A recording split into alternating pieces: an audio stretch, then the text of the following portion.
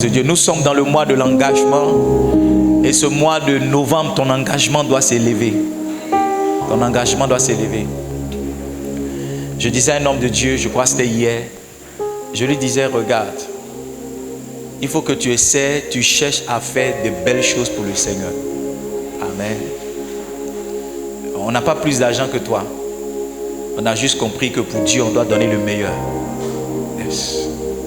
On n'a pas plus d'argent que toi. On a juste compris que si c'est pour Dieu qu'on fait, ça doit être le plus beau, le plus valeureux. Amen. Donc, ce mois de novembre, tu dois faire monter ton engagement. Je vous ai dit que l'engagement, c'est deux choses. La convenance et la participation. Quand vous êtes engagé, c'est comme si, quand vous êtes engagé, vous êtes dans une alliance. Quand vous êtes engagé, votre engagement se voit toujours par votre participation à quelque chose. Quand vous n'êtes pas engagé, vous êtes passif. Mais quand vous êtes engagé, vous êtes actif. Est-ce que quelqu'un peut écrire ça pour moi? Yes. Yes. L'activité est le preuve de l'engagement. La passivité est le preuve de ton absence d'engagement. Quand tu es engagé, tu es intéressé par ce qui se fait. Mais quand tu n'es pas engagé, qu'on le fasse, tant pis. Nous tous qui sommes ici, il y a des groupes WhatsApp dans lesquels on n'est pas engagé.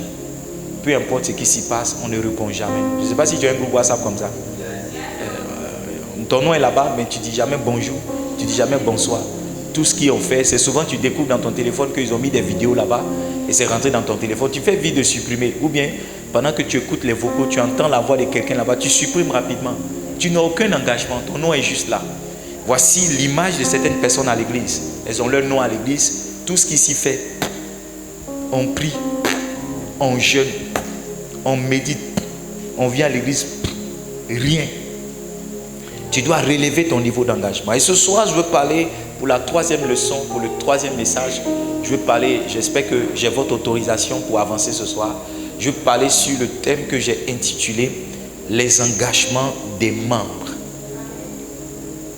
Et l'objectif de mon message, le but de mon message, c'est d'indiquer clairement aux membres leurs différentes responsabilités. L'engagement se mesure par ta responsabilité. L'engagement se mesure par ta responsabilité. Laissez-moi vous dire quelque chose, Livingstone. Le véritable sens de la responsabilité, c'est la capacité qu'un homme a de s'assumer et d'assumer ses choix.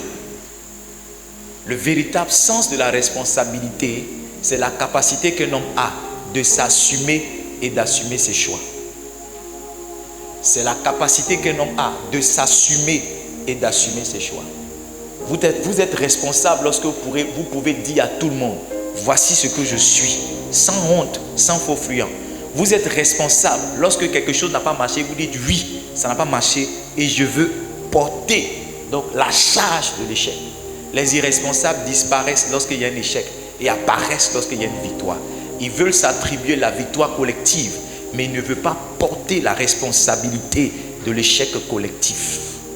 Livingstone, je vais vous montrer à partir de ce soir les engagements que vous devez avoir en tant qu'enfant de Dieu. Je les ai classés en 4 différents grands groupes, mais on va aller au fur et à mesure du message en les distillant et en les détaillant. La première grande responsabilité que vous avez vis-à-vis de l'église que vous fréquentez en tant que membre, c'est de partager l'unité de l'église. C'est de partager l'unité de l'église. Quand vous regardez les brebis avancées, sans qu'elles ne se parlent ou bien sans qu'elles connaissent leur nom, il y a un sentiment qui se dégage, c'est qu'elles sont unies. Je ne sais pas si vous avez remarqué. C'est justement leur union qui donne, c'est leur union qui se manifeste en troupeau. Un troupeau, quand vous regardez un troupeau d'animaux, ce sont des animaux qui sont ensemble. Ils ne sont pas chacun de son côté, ils ne sont pas dispersés. Et chaque membre de l'église doit travailler à faire quoi? À protéger l'unité de l'église. C'est comme chaque membre d'une famille doit travailler à préserver l'unité de la famille. Si l'église n'est pas pour vous une famille, c'est que vous n'y êtes pas encore engagé. Vous savez, c'est la dimension de la famille qui fait que malgré la frustration, tu es là. C'est la dimension de la famille qui fait que tu es fâché, mais tu es toujours membre de l'église. Parce que quand tu n'es pas rentré dans la dimension de la famille, la moindre frustration te fait partie. Combien de fois n'avons-nous pas été frustrés dans notre famille? Ce soir encore, je partageais mon témoignage avec une de mes soeurs et je lui disais, il y a quelques 2 semaines, j'ai été frustré. Mais ma frustration ne m'a pas amené à changer de nom. Ma frustration ne m'a pas amené à changer d'ethnie. Ma frustration n'a pas amené à renier ma provenance. Je suis toujours membre de ma famille, quoique j'ai été frustré. Donc quand un membre de l'église n'a pas atteint, n'est pas rentré dans la dimension de la famille, la moindre frustration le fait partie. Jésus a dit, je ne vous appelle plus serviteur, je vous appelle maintenant ami. Ça veut dire qu'on peut venir à l'église avec une certaine couverture et au fur et à mesure qu'on avance dans l'église, notre couverture doit changer. On peut venir à l'église en tant que sympathisant, mais au fur et à mesure qu'on y vient, notre qualité de sympathisant devient maintenant la qualité de membre. On ne peut pas rester définitivement, éternellement un sympathisant. Arrivé un moment, la responsabilité nous incombe de changer de niveau. Dis non, non, non, non. Il y a longtemps que je viens ici, il faut que maintenant je change de statut. Dis avec moi statut. Dis avec moi statut. Romains chapitre 14, verset 19. Protéger l'unité de l'église revient à faire quoi? À agir avec amour envers les membres. Protéger l'unité de l'église revient à faire quoi? Agir avec amour avec les membres. J'ai dit Romains chapitre 4, Romains chapitre 14, verset 19. Ainsi donc, recherchons ce qui contribue à la paix et à l'édification mutuelle. Quand tu es membre dans cette église, voici ce que tu dois rechercher. La paix et l'édification mutuelle. Qu'est-ce que tu peux faire pour que l'église soit en paix? Fais-tu partie de ceux qui envoient la paix ou ceux qui envoient la guerre à l'église? Si tu fais partie de ceux qui envoient la guerre à l'église, ça veut dire que tu n'es pas en train de travailler pour l'unité de l'église. Tu es en train de travailler pour sa division. L'une des grandes responsabilités d'un membre, c'est d'être un agent de paix dans l'église. Lorsque 2 personnes sont en train de se quereller, elle doit être au milieu d'elles pour dire non, laissez tomber, nous sommes une famille. Ne pas se mettre du côté de l'un au détriment de l'autre et envenimer la situation. Livingstone, la question que nous devons nous poser pour chaque action que nous posons, est-ce que l'action que je pose participe à l'édification mutuelle? En quoi est-ce que ce que je pose comme action peut bénir toute la congrégation?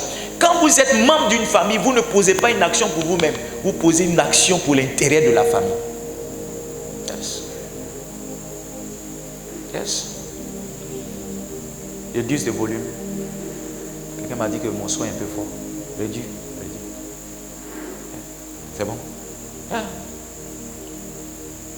Ainsi donc, recherchons ce qui contribue à la paix. Tu dois peser chaque action que tu poses. Est-ce que mon action là, ça contribue à la paix de l'église? Est-ce que mon action, ça contribue à l'édification mutuelle? Chaque fois que je suis sur le point de poser une action, en quoi est-ce que ce que je vais faire rapporte quelque chose à l'église? Voici la motivation derrière mon action. Ce que tu es sur le point de dire, est-ce que tu crois que ça va bénir l'église? Si ça ne va pas bénir l'église, ce n'est pas la peine de dire. Ce que tu es sur le point de raconter, est-ce que tu es sûr que ça va envoyer la paix à l'église ou bien ça va envoyer des palabres? Si ce que tu vas raconter va envoyer des palabres, autant le garder pour toi. Livingstone, à l'église, ce n'est pas tout on dit, ce n'est pas tout on fait. Et même dans nos familles, il y a certains secrets avec lesquels on va partir. Hello? Il y a certains secrets de famille avec lesquels on va partir. Il y a certains secrets que je garde. Parce que si je les révèle, ça va envoyer la dislocation dans la famille. Il y a certaines choses qu'on a vues et entendues. On préfère les garder pour soi. Parce que ce n'est pas des choses qui contribuent à la paix mutuelle, à l'édification mutuelle. Ce sont des choses justement, lorsqu'elles seront sues, elles vont apporter la dislocation dans la maison. Es-tu un agent de paix? This is the question. Es-tu un agent de paix? Il y a certains de mes enfants, si c'est eux seuls, coup de tête va sortir, le sang va couler, quelqu'un va mourir. Si c'est eux seuls. Livingstone, j'ai observé. Écoutez. Quand vous avez grandi dans la foi, vous comprenez que le tout, ce n'est pas d'avoir raison, c'est d'avoir la paix. Il y a certaines raisons qu'on a, mais qui ne nous donnent pas la paix. Oui, tu veux avoir raison, on t'a donné la raison. Mais qu'est-ce que la raison t'a apporté? Rien. Au contraire, la paix, elle t'a donné le sommeil. La paix t'a donné la quiétude. La paix t'a donné de passer à autre chose. C'est pas partout on cherche sa raison. C'est pas partout on dit. J'ai compris que le temps éprouve nos choix. Le temps éprouve nos convictions. Arrivé un moment, on peut penser que tu as tort. Mais avec le temps, on va se rendre compte que, en fait, c'est toi qui avais raison. Donc, là où tu ne peux pas démontrer ta raison, cherche ta paix. Le temps va te donner raison. Le temps va te donner raison. Le temps viendra, on dira, ah, c'est toi qui avais raison quand tu disais, allons-y à droite. On a voulu aller à la gauche. Donc, à l'église, ne cherchez pas à avoir raison. Ni si le pasteur, ni si vos frères. Cherchez à être en paix. Il dit, aussi longtemps que cela dépend de vous. Donnez-moi ce verset-là, c'est dans le livre d'Hébreux. Aussi longtemps que cela dépend de vous, soyez en paix. Ah, quelqu'un connaît ce verset? Aussi longtemps que cela dépend de vous, soyez en paix. Aussi longtemps que cela dépend de vous, recherchez la paix. Quelqu'un a trouvé? Hébreux combien? Yes. Recherchez la paix. 12-14, c'est ça? Hébreux 12-14. Recherchez la paix avec tous et la sanctification, sans laquelle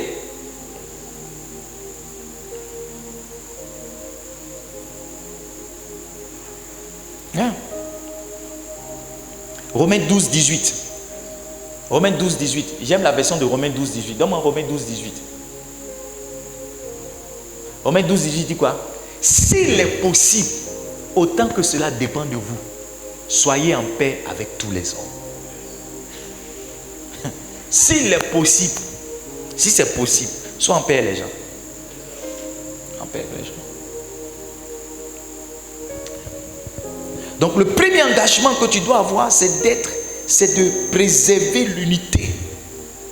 C'est ce que j'ai dit? Préserver quoi? L'unité de l'église. Donne-moi 1 Pierre 1, verset 2. Comment tu préserves l'unité de l'église? En recherchant la paix, en recherchant ce qui, en agissant avec amour, d'accord? Recherchant la paix avec tout le monde, en recherchant ce qui participe à l'édification de tout le monde. 1 Pierre 1, verset 22. 1 Pierre 1, verset 22, autant pour moi. Ayant purifié vos âmes en obéissant à la vérité, pour avoir un amour fraternel sincère. Aimez-vous ardemment les uns les autres de tout votre cœur. Je vous fais une confidence. Je vous aime. Yes. Je vous aime. Je vous aime. Je vous aime. C'est pourquoi quand je ne vous vois pas quelquefois, je suis malheureux. C'est l'amour pigeon. Quand tu es amoureux au début là, quand tu ne vois pas ton amoureux ou bien tu ne vois pas ton amoureuse en même temps, tu es malheureux. Tu n'as pas remarqué ça? Ou bien ça ne s'était pas arrivé. Vous n'avez jamais été amoureux. Bien, vous voulez vous cacher. Amen. Maintenant, regardez. Il n'y a personne qui, m'ayant quitté, a vu mon amour pour lui cesser. Never. Never. C'est-à-dire, il n'y a personne qui dit non, il n'est plus Livingstone. Et puis j'arrête de l'aimer. C'est faux. Mon épouse est là. Il n'y a pas un. Mon amour est sincère. Maintenant, pour beaucoup d'entre vous, comme vous êtes au stade d'enfant, quand on est fâché contre vous, c'est la preuve qu'on ne vous aime pas. C'est faux. Qui aime bien châtier? Le châtiment même est la preuve de l'amour. Si quelqu'un te fait des bêtises qui ne te châtie pas, ça veut dire qu'il ne t'aime pas.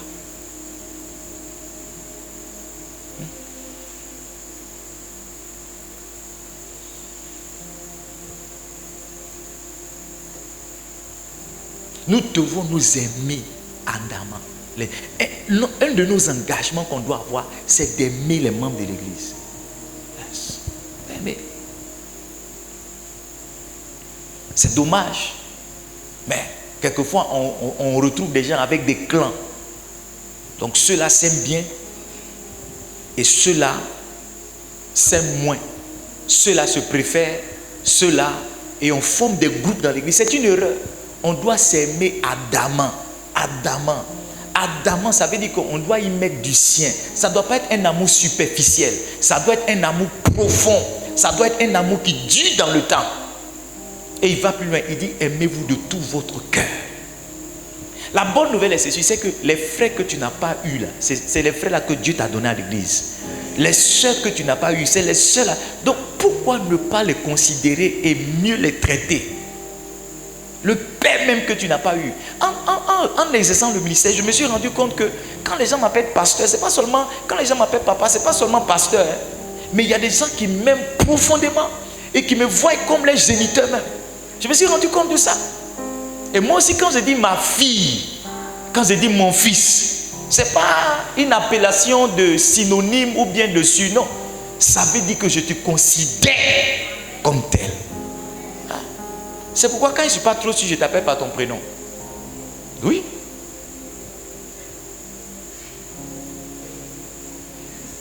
Tu as vu, non? Quand je ne suis pas trop sûr, je t'appelle par ton prénom. Quand tu t'appelles par ton prénom, là, ça veut dire que ta situation n'est pas encore claire. Mais quand elle est claire et que je dis mon fils, ça, tu vois, ça ne dépend pas de qui tu es, ça ne dépend pas de ce que tu fais. Parce que lorsque votre amour pour quelqu'un dépend de ce qu'il devient, de ce qu'il fait, ça veut dire que vous ne l'aimez pas. Vous ne l'aimez pas, mais vous êtes attaché à un intérêt. L'amour véritable, justement, se voit dans l'insuffisance de quelqu'un. Nous tous qui sommes parents, on n'aime pas nos enfants à cause de ce qu'ils deviennent. On aime nos enfants parce qu'on les a mis au monde. Peu importe ce qu'ils deviennent, ils sont nos enfants. S'ils deviennent meilleurs, tant mieux. Mais s'ils deviennent pires aussi, notre amour pour eux ne change pas. Notre amour ne change pas. Donc, vous qui attendez que les gens soient meilleurs pour les aimer, vous qui attendez que les gens soient excellents pour les aimer, votre amour est fake. Yes. Votre amour est fake. Le vrai amour, la Bible dit que le vrai amour, il excuse tout.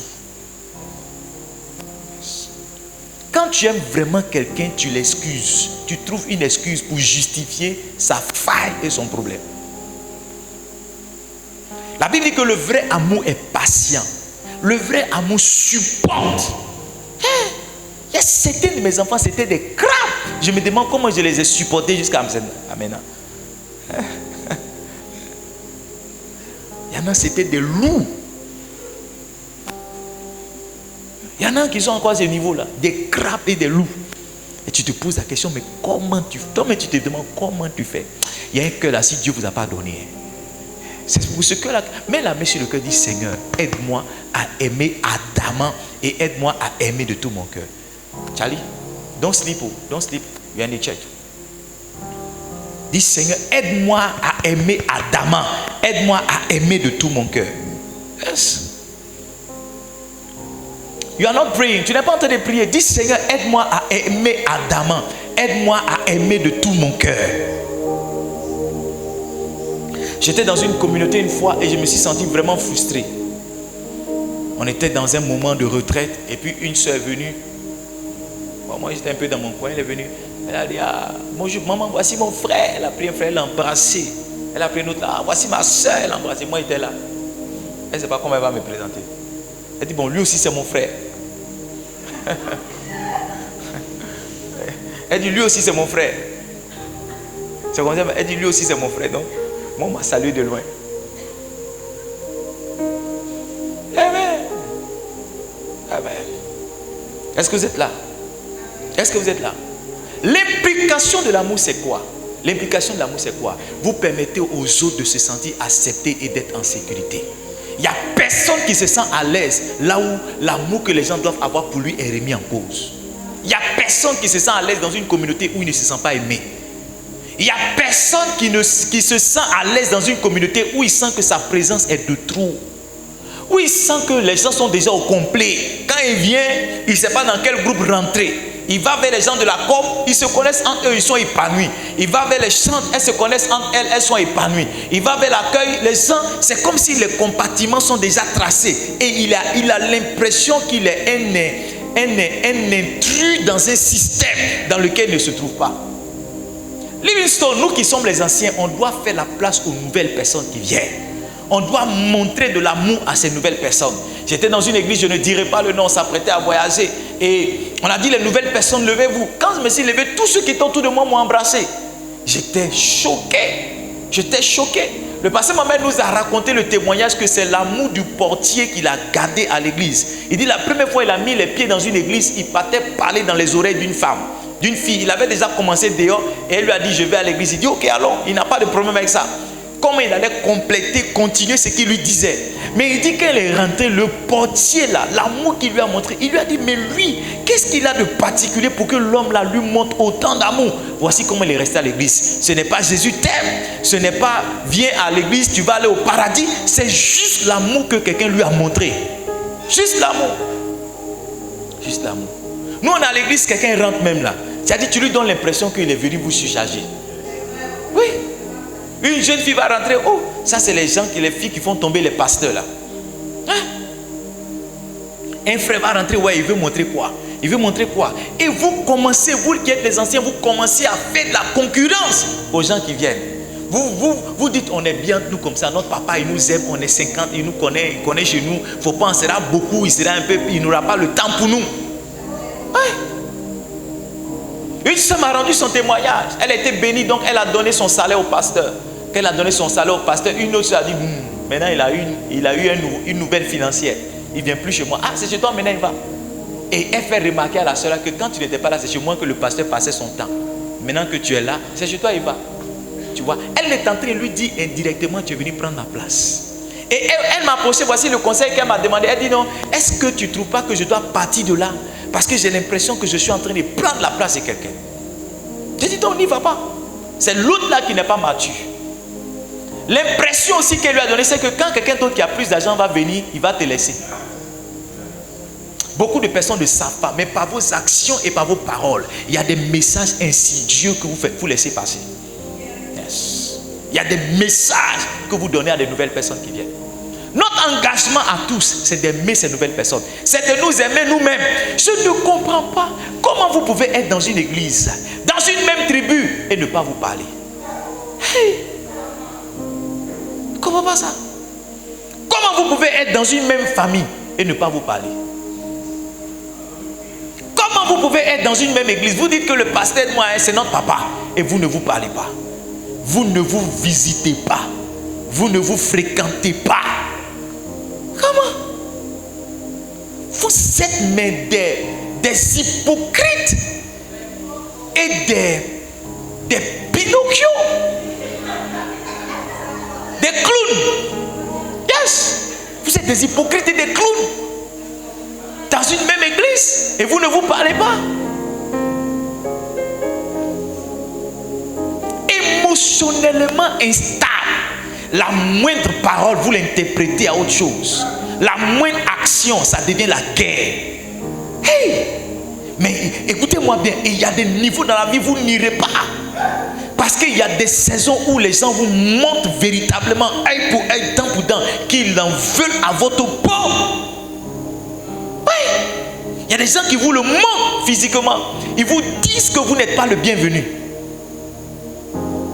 Mais quand vous avez un objectif, vous vous mettez au-dessus.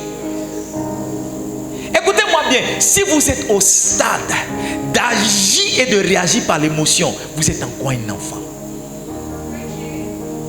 Et mieux vous êtes un mauvais enfant, parce qu'un bon enfant, à l'instant où il a pleuré, il peut automatiquement rire avec la même personne qui l'a fait pleurer. Mais un mauvais enfant, il peut garder quelque chose dans le cœur pendant des mois. I don't know if I'm preaching here tonight. Livingstone, notre responsabilité, c'est de maintenir l'unité de l'église. Notre engagement, maintenir l'unité. Qu'est-ce que je dois faire pour maintenir l'unité de l'église? Nous aimer. Peut-être que je ne t'ai pas encore dit que je t'aime, mais je t'aime sincèrement.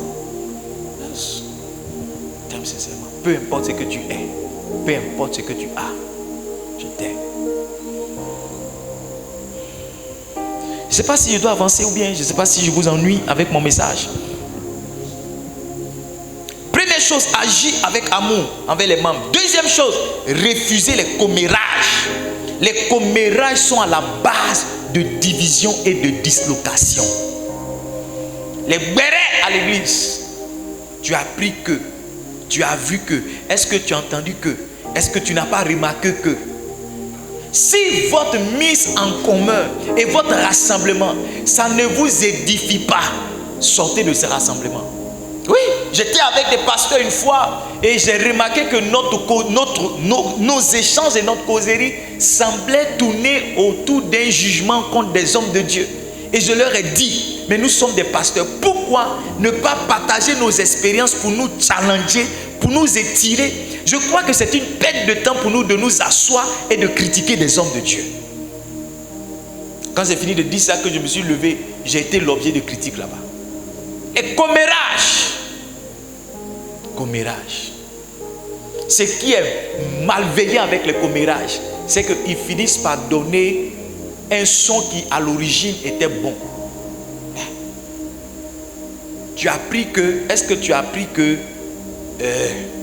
c'était une simple information, mais est-ce que tu as appris que quelqu'un a ajouté pour lui? Il a ajouté pour lui. On a fait un cours quand je faisais mon diplôme de conseiller clientèle de banque. Notre professeur, je me rappelle, de méthodologie, elle a fait sortir quelqu'un de la salle. Elle lui a donné une information. Elle lui a dit, il y a eu un accident sur l'autoroute. Il faut aller dire ça au voisin qui suit. Le temps, on va finir de faire le tour de la table. Et la dame là, elle a écrit ce qu'elle a dit au premier. L'information est devenue autre chose. Quand chacun dit, il ajoute pour lui. Il y a quelqu'un qui a dit non, il y a eu un grave accident. Il y en a même qui ont mis le nombre de blessés, de morts. Oui, l'information a été dénaturée. Et c'est ça qui est malheureux avec les commérages. Parce que les commérages dénaturent les choses. Les commérages souvent changent l'intention d'une personne. L'intention à la base pouvait être bonne, mais l'interprétation de quelqu'un va mener cette intention-là à être prostituée et à donner l'impression que quelqu'un n'était pas bien à la base. Commérage. Moi, il ne faut pas compter sur moi pour critiquer quelqu'un. Non, pas compter sur moi pour critiquer quelqu'un. Il ne faut pas compter sur moi pour critiquer quelqu'un. Pas compter sur moi. Je peux donner mon avis quelquefois en privé sur certaines choses. Mais m'asseoir avec toi et on va passer du temps. Non. Regarde, s'il y a une chose que tu dois arrêter à partir de novembre, c'est les commérages. Les bérets inutiles. Après le culte, aller analyser la chaussure de telle personne, aller analyser la prestation de telle personne, aller analyser. Non! Il ne faudrait pas que ta maison soit le lieu de rassemblement pour critiquer les membres de l'église. Il ne faudrait pas que ton salon soit le lieu de rassemblement pour critiquer le pasteur, sa femme et ses enfants. Il ne faudrait pas que ta maison soit le lieu pour critiquer les pasteurs et les responsables de l'église. Si quelqu'un vient chez toi, chasse-le dans l'amour. Chasse-le dans l'amour. Livingstone. Beaucoup ne savent pas. Non seulement les commérages détruisent l'église, mais en plus, par les commérages, vous vous limitez vous-même dans votre destinée. Il y a des gens qui font l'histoire et il y en a d'autres qui la racontent. Ceux qui racontent l'histoire n'ont pas le temps de la faire.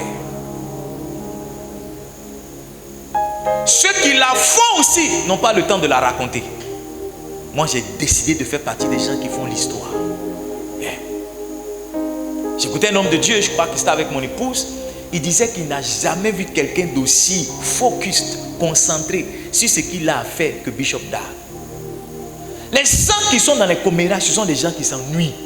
24 heures, je vous dis la vérité, 24 heures par jour, ça ne me suffit pas. Il y a tellement de choses que je veux faire que je veux plus d'heures pour moi. Je veux plus d'heures pour moi. Depuis ce matin, je lutte avec le sommeil parce que je dois avancer dans mon projet. Il nous reste 54 jours pour finir l'année. J'ai encore des objectifs que je n'ai pas atteints. Et je vais prendre mon temps, aller m'asseoir pour dire, est-ce que tu as vu telle personne? Son message est comme ceci. Tu as vu telle personne? Il allait dans tel pays. Tu as vu telle personne? Il utilise ceci, il utilise cela. Les gens qui n'ont rien à faire, c'est eux qui passent le temps dans les commérages. Les gens qui ont du travail et qui sont concentrés sur l'activité. Rien qui se passe autour d'eux ne les intéresse vraiment. Quand tu es dans les commérages, tu me montres que tu t'ennuies. Tu me montres que tu n'es pas sérieux. Tu me montres que tu n'as rien à faire. Tu me montres que Dieu s'est trompé pour te garder en vie. Il t'a donné du temps inutile. Tu ne comprends pas pourquoi un homme normal même peut s'ennuyer.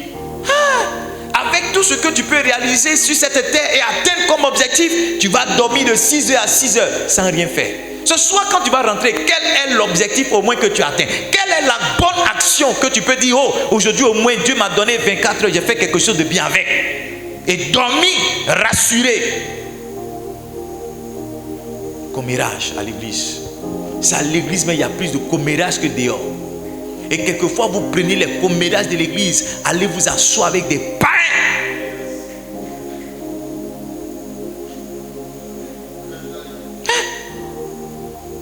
Prenez les affaires de l'église. L'apôtre Paul dit, mais comment ça se fait que vous prenez une affaire de l'église pour l'envoyer chez les païens pour le juger? Partez vous asseoir dans un maquis. Partez vous asseoir au gré. Et vous prenez l'affaire de l'église et vous en discutez avec des païens. Et vous leur dites par votre discussion, par vos commérages, que l'église où vous partez, ce n'est pas un bon endroit où il faut partir. Demain, quand on dit à Nakazo, c'est les mêmes personnes que vous avez partez chercher. Mais ça a été gravé dans leur esprit, tous les commérages que vous avez faits. Si c'était un bon endroit, vous ne serez pas en train de raconter toutes ces choses.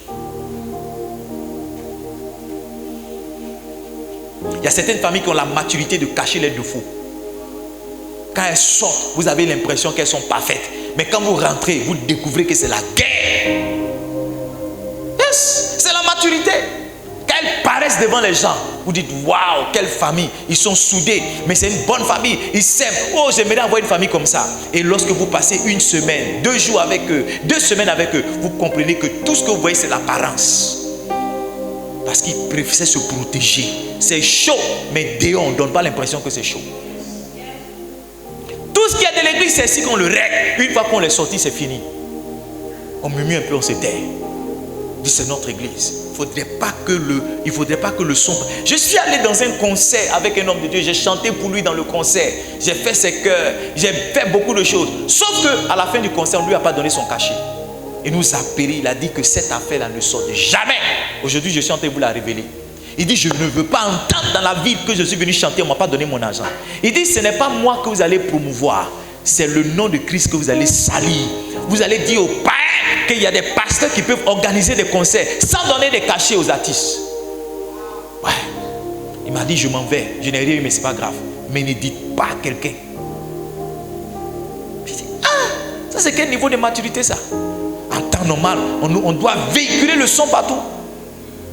Parler, faire des statuts en parabole. Et il y a des gens, tu lis les statuts, tu sens qu'ils sont en train de parler de quelqu'un à l'église. Tu lis les statuts sur WhatsApp, tu sens que vraiment c'est chaud dans son groupe. Quand tu lis son statut, tu sens que quelqu'un l'a frustré. Écris un statut. Quand tu es dans un endroit qu'on ne te considère pas, ne reste pas. Tu es quelque part qu'on ne connaît pas ta valeur. Va où on te valorise. Tu vois ce statut, tu penses que le gars est sage, hein? Il a pris une piqûre. Et il est en train de balancer ce qui est sur son cœur. Quand quelqu'un rentre dans son inbox, vous dit, qu'est-ce qui se passe? Parce qu'ils se connaissent, ceux qui parlent, qui ont les statuts visés, ils se connaissent. Donc quand quelqu'un rentre dans son box, vous dit, qu'est-ce qui se passe maintenant? Il va verser le venin maintenant. Ah ma chère, c'est à l'église aujourd'hui, vraiment. Ça c'est l'église qu'elle a. Puis maintenant, cracher le venin. Et envenimer la personne qui était potentiellement un membre de l'église. Lui dit, c'est pas la peine que tu viennes. Là-bas c'est la fournaise ardente.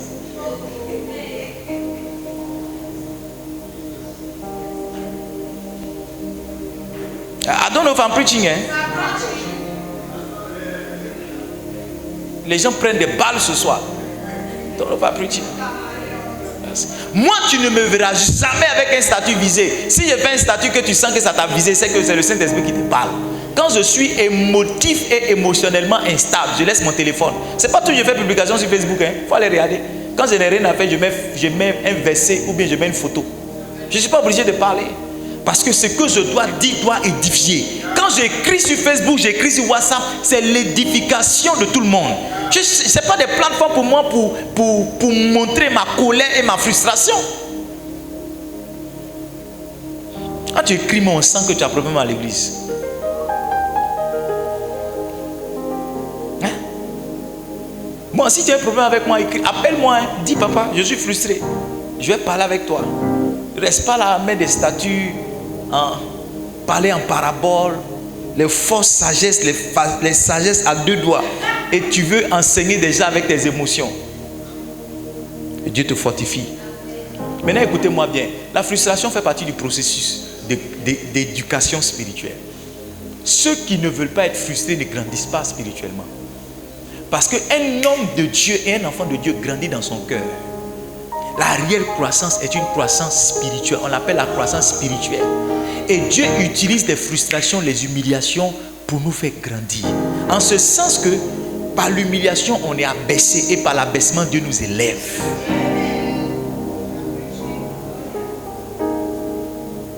Tu ne peux pas aller plus loin si tu n'es pas frustré maintenant. Tu sais les frustrations qu'on a avalées. Tu sais les frustrations qu'on a avalées. Je suis allé à Boaké. J'ai quitté Dabou à 4 heures.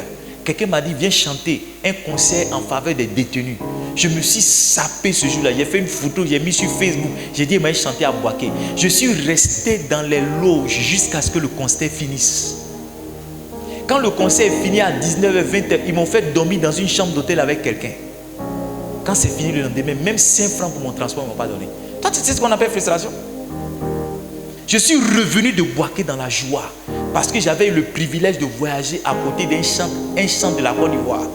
C'était ça ma consolation. Ma femme m'a dit comment ça s'est passé. Je ne sais pas si je lui ai dit. Je lui ai dit c'est bien passé, je suis rentré. Toi, tu connais frustration? Je suis allé prêcher dans une ville qui commence par J. J'ai prêché. Onction. J'ai payé mon transport retour avec des pièces de 25 et des pièces de 50.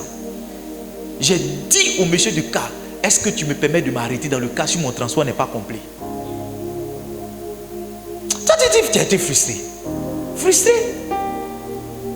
On a parlé sur toi un peu, tu dis que tu as été frustré. Ils ont mis ma photo sur l'affiche. Je suis parti, même j'ai payé, j'ai cherché dans mon sac à dos. Heureusement qu'il y avait des pièces de 25. J'ai payé 300 francs de transport avec des pièces de 25. Ça, tu dis, t'as frustré. Place Bédier ici. Je suis allé prêcher tout bleu, bien frais. On dit celui qui arrive c'est un jeune, c'est un prophète. Quand tu l'écoutes, je dis yes. Sauf qu'à ma grande surprise, ils ont introduit un autre homme de Dieu. Tous ceux qui savaient que je devais prêcher m'ont regardé dans l'humiliation. J'ai dit à Daniel Allon, on a marché avec la honte. Je suis venu à la maison. Toi tu dis tu as eu honte, on t'a frustré. Une frustration publique. Mais Dieu est en train de me préparer à l'élévation. Si tu ne peux pas être dans la frustration, tu ne peux pas connaître l'élévation. Si on ne peut pas te blesser un peu, tu ne peux pas connaître l'élévation. Je te dis la vérité. Je te dis la vérité. Toi, tu sais combien de fois on nous a chassés? Combien de fois on a fermé la porte sur nous? Oh, bienvenue. Bienvenue dans l'école des frustrés.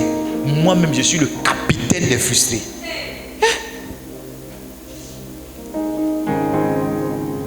Est-ce que je peux terminer? Éphésiens 4, verset 29.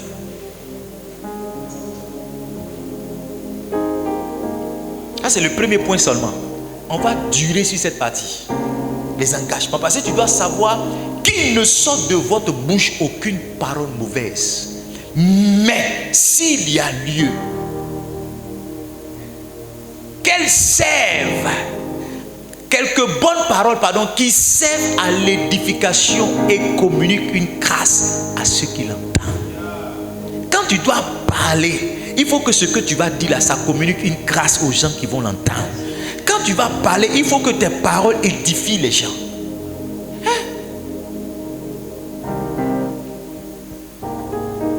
Qu'est-ce qu'on retient quand tu parles? Est-ce que ce que tu dis, ça nous bâtit ou bien ça nous détruit? Le pasteur prend son temps, il cherche Dieu dans la parole, il cherche Dieu dans le jeûne pour bâtir les gens. Toi, tu es derrière là-bas, tu fais un travail de fourmis et de termites. Détruis tout ce que le pasteur a bâti. Cette partie-là, papa a prêché, mais ça là, vraiment, il ne faut pas écouter cette partie-là. I don't know if I'm preaching here tonight. Qu'est-ce qui sort de ta bouche? Des paroles bonnes ou bien des paroles mauvaises? Il y a des spécialistes dans l'habillement du pasteur et dans les habillements de la femme du pasteur. Ils vont décortiquer ses vêtements, ses agencements, sa coiffure, tout ça. Il y a des gens, c'est le travail. Je dis, elle était belle, mais si elle avait mis une chaussure comme ça, on ne t'a pas encore engagé. Maman top modèle. On ne t'a pas encore engagé. Le jour où on va t'engager, on va te demander ton avis. Toi, il faut te saper. Laisse-nous, on est gars où on ne sait pas s'habiller. Est-ce que je peux prêcher ici ce soir? Préserver l'unité, premier point. C'était agir avec amour. Deuxième point, refuser les commérages. Troisième point, c'est encore plus puissant que les deux premiers. Suivre les responsables. Ça, tu vois, dans une église qui est organisée, il y a des responsables à différents niveaux. Et une église désorganisée, c'est une église dans laquelle on fait fi des responsables. Il y a des gens qui ont des problèmes avec l'autorité. On ne doit jamais leur dire de faire quoi que ce soit. Ils ont des problèmes avec l'autorité. À partir du moment où quelqu'un est son responsable, c'est fini. C'est fini. Surtout quand souvent le responsable est moins âgé que lui.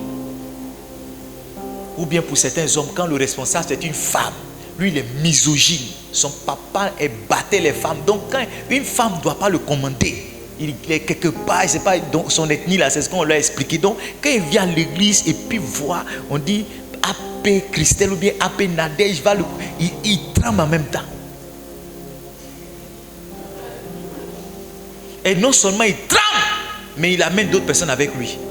C'est une petite.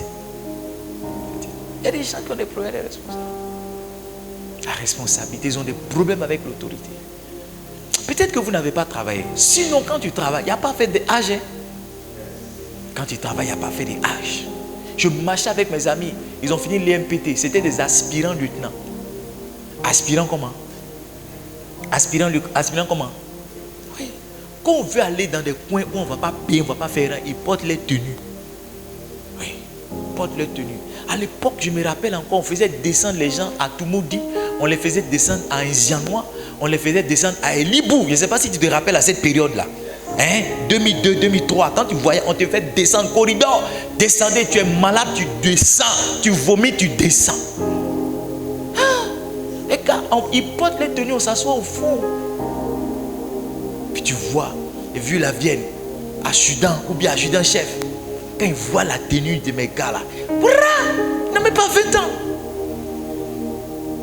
Ouais, officier.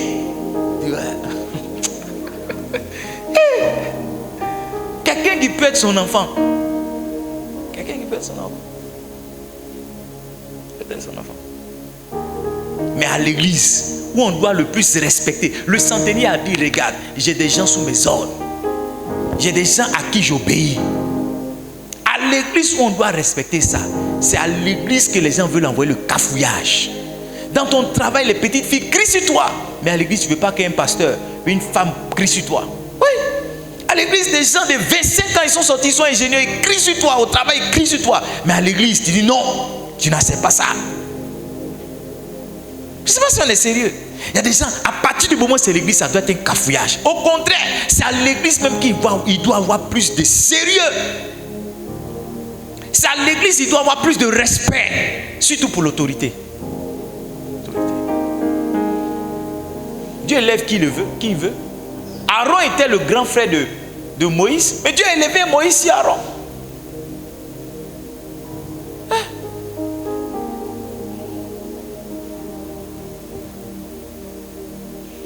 Les gens n'aiment pas suivre les responsables. Surtout quand ils ont fait quelque chose et puis on doit les réprimander. On doit les blâmer. Ça devient autre chose.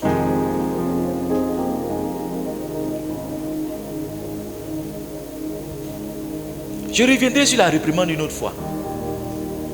Pour vous montrer les bienfaits de la réprimande. On va enseigner ça chez les disciples. Pourquoi tu dois être réprimandé? Hébreux 13, verset 17. Obéissez à vos conducteurs et ayez pour eux de la déférence, car ils veillent sur vos âmes. Hébreux 13, 17. Obéissez à vos conducteurs. Il y a des gens, on dit on vient balayer aujourd'hui, ils ne viennent pas. On vient chanter des hauts, ils ne viennent pas. Tu es dans un département, tu fais ce que tu veux. J'ai dit ça à quelqu'un ce matin, je suis dans la rupture. Je suis dans la rupture. Je suis dans la rupture. Je suis dans la rupture. Dans la rupture. On dit on porte ceci. On porte cela. on fait ceci, on fait cela. Toi, tu fais ce que tu veux. Comment est-ce que tu es en train de préserver l'unité quand nous tous, on décide de se mettre de faire les choses d'une certaine manière et que toi, exceptionnellement, tu veux en faire d'une autre manière. Quand dans le département, on a décidé qu'il y a ceci, il y a cela et que toi, parce que tu es toi, on doit se soumettre à ce que tu veux. Yes.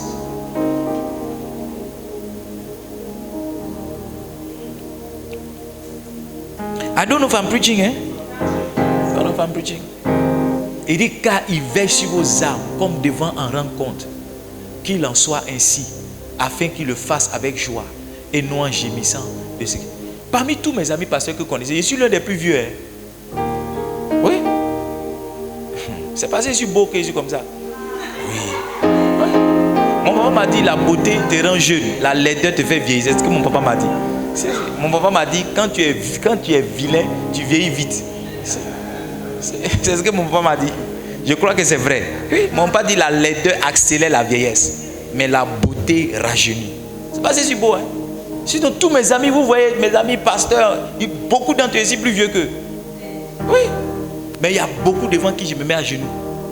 Ouais, parce que dans le ministère, c'est mes vieux pères. Est-ce que vous comprenez ce que je suis en train de dire? Quand ils se consacraient là, j'étais encore en train de faire les 1200 coups. Oui, donc c'est pas faire des haches pour dire, hey, toi, mais tu es qui même? Tu me parles comme ça, tu sais quel âge j'ai. Parce que vous, c'est comme ça, vous venez avec la mentalité traditionnelle dans l'affaire de Dieu. Chez vous, c'est le droit d'aînesse. Droit des vieillards. Les plus vieux s'asseyent devant, les plus petits s'asseyent derrière. Il n'y a pas ça à l'église. Hein? Tu peux être vieux et puis Dieu va élever ton petit frère. Esaü était là, Dieu a pris Jacob.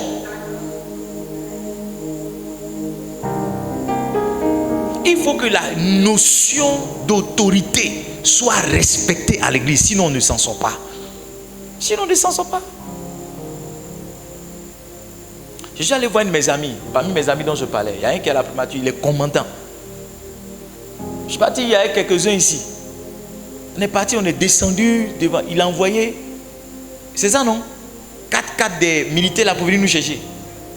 Hein? Mais les gens qui sont venus, c'était des vieillards. Et nous, on est partis ici. Ah! Oh my God. Mais ils n'ont aucun problème avec. Ils n'ont aucun problème. Quand c'est dans la main, ils n'ont aucun problème. Mais quand ils viennent à l'église, hé, derrière là-bas. C'est quel pasteur ça? Ton pasteur là, c'est avec les autres. Moi, tu es ma petite soeur. Mon petit frère, tu as compris? Nous, les francophones, on a cette mentalité-là. On a un problème avec l'autorité même. Francophones, ils ont un problème avec ça.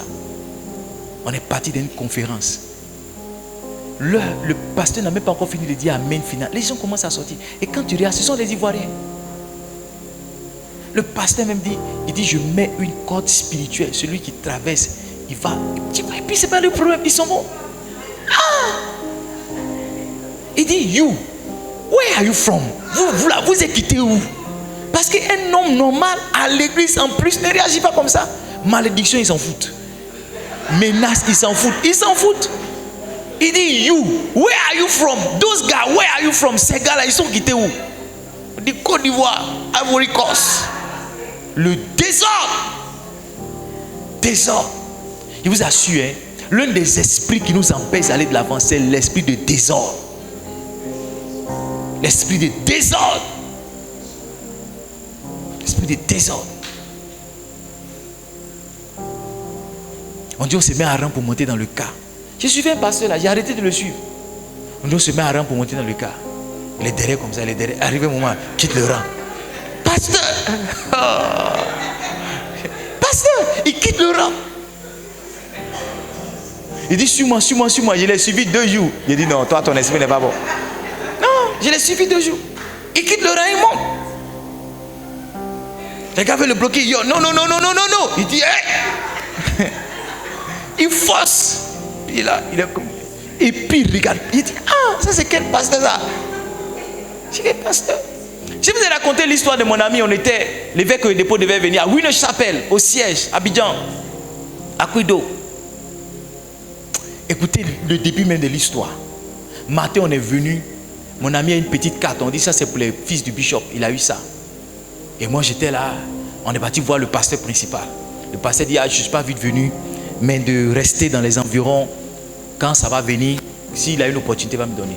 Et pendant qu'on se promenait, mon ami là, il y a un pasteur nigérien qui l'a reconnu, il a dit viens. Il a mis sa main dans la poche, il lui a donné une autre petite carte. Il est venu me donner. En temps, je lui avais dit que si c'est la carte là qu'il me faut pour être proche du bishop, je vais la voir. Donc quand j'ai eu la carte, il dit ah tu es un homme de foi. Donc quand on a eu notre carte, le programme était à 18h, mais à 8h on était déjà là.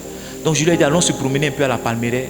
On va venir vers les 15h, on est tenté de se promener. Quelqu'un nous a appelé pour dire il y a le monde est venu. Comme il y avait maintenant beaucoup de pasteurs, ils ont dit ils vont faire un badge pour les pasteurs. Et ils ont commencé à... Écoutez bien mon histoire. Ils ont commencé à faire les badges. Devant, les pasteurs sont assis, vous êtes assis, et puis il y a des sœurs. Ils ont imprimé des papiers, puis ils mettent dans le badge, ils déposent, ils mettent dans le badge. Les pasteurs, là, comme ils ont vu que les pasteurs devenaient nombreux, ceux qui étaient devant, ils sont allés grouper sur les badges. Ma vie, tu n'as pas bien dit aïe. Ils sont allés sauter les pasteurs. Ils ont forcé la porte. Les premières personnes qui ont créé le cafouillage, c'était des pasteurs. Moi, j'ai dit à mon gars, on ne se mélange pas à ça. On est restés deux, on était les deux. Quand les gens passent, on dit non, on est pasteur. Il dit attendez, non, on est pasteur. Jusqu'à ce que le principal, il envoie un assistant pour dire il y a deux pasteurs. Si on disait non, il nous a fait dépasser tous les pasteurs qui ont forcé la porte. Il nous a fait dépasser les pasteurs là. Il nous a fait asseoir devant. Et on a mis nos petites cartes qu'on a eues le matin là. On a mis ça dans les badges. Donc on avait deux badges. Et les assistants là, ils ont remarqué que nous on avait une petite carte. Oh, la petite carte là, les gens devaient s'asseoir en haut. Donc pendant qu'on adorait, ils sont venus nous faire signe. Prenez vos affaires, venez, prenez vos affaires. Mon gars, il est concentré dans l'adoration. J'ai dit, Joe, on nous appelle. Il dit, hey, depuis matin on est là. Depuis matin on est là. J'ai dit, ah, comment depuis matin on est là? J'ai dit, on est des pasteurs et puis on est dans la maison de Dieu. Il dit, ah, moi, il dit, lui, il ne bouge pas. Que lui, il a trop souffert pour être là, il ne bouge pas. Donc arrêtez ça. J'ai dit, ah, moi, il a pris mes affaires. Livingstone, si vous êtes humble et obéissant, Dieu va vous élever. J'ai pris ma Bible et mon bloc-notes avec mon costume.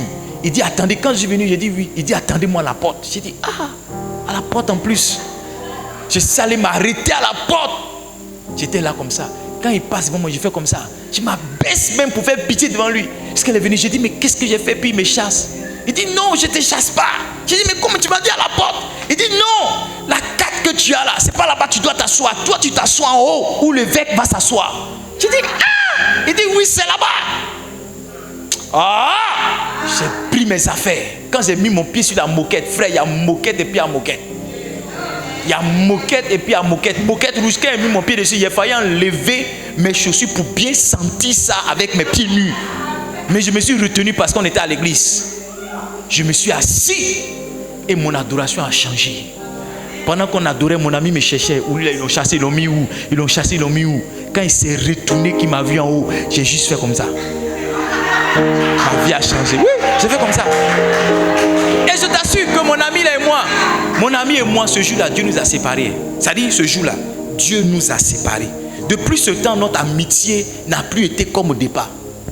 Oui, depuis ce jour, c'est comme si Dieu m'a mis, c'est comme si Dieu m'a élevé et il est resté. C'est comme s'il y avait une élévation pour nous deux, non? Et puis lui n'a pas suivi le mouvement. Je vous assure.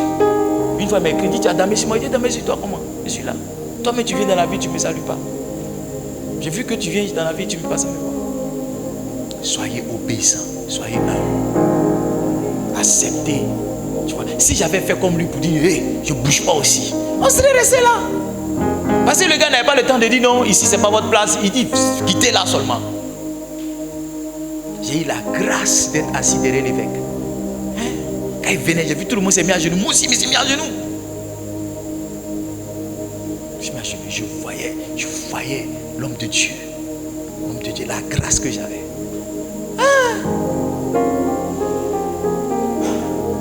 Toi, quand ton responsable te parle, tu réponds. On crie sur toi, tu ne viens plus à l'église. On te reprend un peu, c'est fini, on t'a humilié. Responsable convoque réunion à 15h, tu viens à 18h. On dit non, notre département, il faut qu'on soit à 7h à l'église. Tu viens à 9h. Oh, tu es indispensable, tu es trop fort, tu es trop bon. Frère, tu es en train de détruire ta vie et tu es en train de te retarder.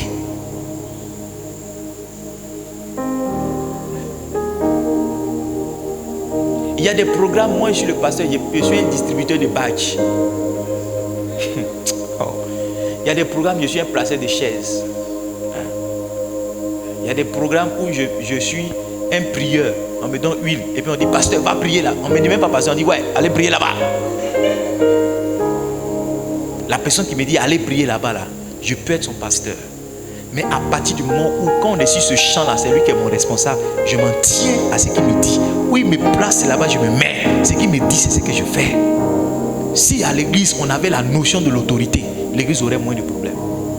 Mais on est en train de changer. Tous les récalcitrants, on va les laisser. Tous les orgueilleux et les gens qui ne veulent pas marcher dans l'obéissance, on va juste vous laisser à côté. Comme mon frère là, on va vous laisser. Vous aurez une bonne place. Mais sauf que vous n'allez pas connaître l'élévation. Livingstone, je vais m'arrêter là pour ce soir. Pour vous dire que l'un des engagements qu'on doit tenir cette année, et pour toujours, c'est comment on peut préserver l'unité. Regardez nos familles, nos églises, notre église particulièrement, Livingstone ici. Si vous avez observé, on est ici par famille. J'y suis avec mes enfants. Chacun de nous, soit tu es avec tes enfants, mais tu es avec tes parents. Tu n'as pas remarqué ça? Tu n'as pas remarqué? On est tous ici, on est en famille. Et Dieu m'avait dit à l'époque, chaque personne qui va venir, quand tu vas bien la traiter, elle va venir avec sa famille. Et donc on est une composition. Les gens qui sont seuls ici sont rares.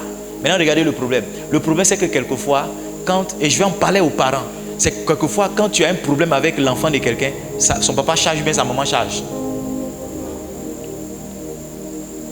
Non, pourquoi dans l'affaire là ma fille, pourquoi mon fils? Et ça devient autre chose. Ça devient autre chose. Ça devient autre chose. J'avais une de mes filles ici, chaque fois sa maman ou son papa venait me demander des comptes. Non, elle voulait chanter, ils l'ont chassé. Ou bien, chaque fois, j'ai dit, mais ça c'est. Finalement, j'ai dit, bon, c'est bon comme ça.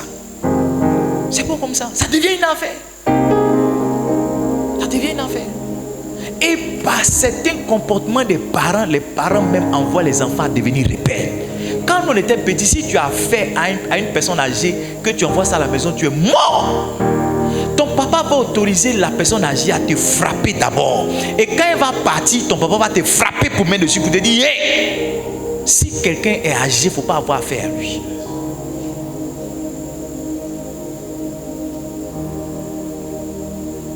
Vous pouvez faire ça à l'église, mais à l'école, vous ne pouvez pas faire ça. Frappe les enfants à l'école.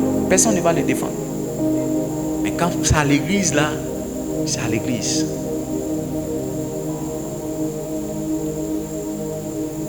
Quelqu'un m'a appelé, il m'a demandé conseil. Il dit, voici, il y a une de mes filles là, son papa est pasteur, elle ne veut pas aller à l'église de son papa, elle veut venir dans notre église. Qu'est-ce que tu penses qu'on doit faire? Son papa l'a menacé pour partir. Il dit, encouragez la seule à rester dans l'église de son papa. Encouragez-la. Encouragez-la à rester dans l'église de son papa. Encouragez-la. Ne l'encouragez pas. Ne l'encouragez pas dans ça. L'encouragez pas dans ça. Aidez-la à honorer son père. Normalement, mais c'est difficile pour un enfant d'être en parlant avec son papa. Qui plus est un homme de Dieu. Encouragez-la. Ah, c'est vrai, on n'avait pas vu cette partie-là. Il dit, encouragez-la à rester. Encouragez-la. I don't know if I'm preaching. Livingstone, l'unité de cette église, c'est l'affaire de tout le monde. Ne soyez pas des agents de division. Il ne faudrait pas que quelqu'un parte par votre fête. Il ne faudrait pas que des scandales arrivent par votre fête. Soyez au contraire des gens qui dans le secret travaillent pour amener d'autres personnes à l'église. Et pour maintenir la paix et l'amour dans l'église. Aucune grande église ne se bâtit sans amour. Est-ce que c'est parfait? C'est pas parfait. Mais on travaille dans l'amour. Est-ce qu'on est tous parfaits? On n'est pas parfaits. Moi qui suis là, j'ai beaucoup de défauts. Mais si vous ne m'aimez pas, vous n'allez pas supporter mes défauts. Si je ne vous aime pas aussi, je ne vais pas supporter, je ne pourrai pas supporter vos caprices. On doit s'aimer. On doit veiller à ce que l'on dit sur l'église. Aussi bien ici, dans le bâtiment, qu'en dehors. Qu'en dehors. Et enfin, on doit suivre nos responsables. Tu es dans un département, tu dois suivre ton responsable. Tu dois suivre ton responsable. Il est plus jeune que toi, elle est plus petite que toi. À partir du moment où le pasteur dit, c'est mon responsable. C'est le responsable. C'est ce qui me plaît chez les Israélites. Quand ils ont choisi Josué, ils ont dit, Josué, toi, il faut dire seulement, le premier qui n'a pas de sueur, on le tue. C'est ce qui me plaît dans l'Ancien Testament. Eux, ils ne t'arrêtent pas à tuer. C'est nous, on est sous la grâce là. On est toujours en train de comprendre. Il faut qu'on comprenne. Dans l'Ancien Testament, on dit, lui est le responsable. Il a dit, allons à droite, tu vas à gauche, on te tue, on te lapide. Dit Josué, dis seulement. Dis, le premier Premier qui va s'amuser. Premier qui va s'amuser. Que Dieu nous aide. Voici une des bons, on va prier. On va prier. Tu vas dire Seigneur, mets la main sur le cœur. Tu vas dire Seigneur, laisse-moi aimer. Laisse-moi aimer. My sound here is not working. My sound here is not working. Charlie, my sound here is not working. Is it correct? But it's good for me. Huh? You did it? You did it yourself? Okay. So let's pray. Prions. Mets la main sur le cœur. Dis Seigneur, laisse-moi aimer. Laisse-moi aimer. Laisse-moi aimer. Est-ce que tu peux prier?